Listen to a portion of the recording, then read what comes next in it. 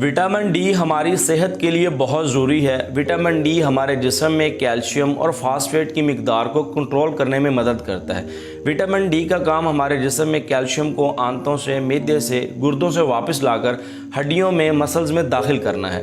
और vitamin D का जो नॉर्मल लेवल है हमारे जिस्म में 30 नैनोग्राम पर मिलीलीटर से ऊपर होना चाहिए। अगर 30 से कम है तो इसका मतलब ये है कि आपके जिस्म में विटामिन डी की कमी है। आजकल 90% लोगों में विटामिन डी की कमी है और विटामिन डी की कमी की वजह से हड्डियां कमज़ोर हो जाती हैं और जिसकी वजह से आपको हड्डियों का भुरभुरापन लाक हो सकता है। और विटामिन डी की कमी की वजह से बिला वजह थकावट रहना, हड्डियों में दर्द रहना, जिस्म में कमज़ोरी महसूस होती है और इसके अलावा दिमागी मसाइल, टेंशन, डिप्रेशन का मसला हो जाता है। विटामिन डी की कमी को कैसे पूरा किया जा सकता है, इससे पहले मेरी आपसे गुजारिश है कि मेरे यूट्यूब चैनल का लिंक इस वीडियो के डिस्क्रिप्शन और पेज की बायो में मौजूद है। यूट्यूब चैनल को लाजमी सब्सक्राइब कीजिए और वहाँ पर जो वीडियोज़ मौजूद हैं वो ज़रूर देखिए। विटामिन डी की जो नेचुरल प्रोडक्शन हमारे जिस्म में होती है वो सनलाइट से होती है। सुबह और शाम की रोशनी में कम से कम आधा घंटा ज़रूर बैठें। और इसके अलावा मछली जो है वो विटामिन डी का रिच सोर्स है।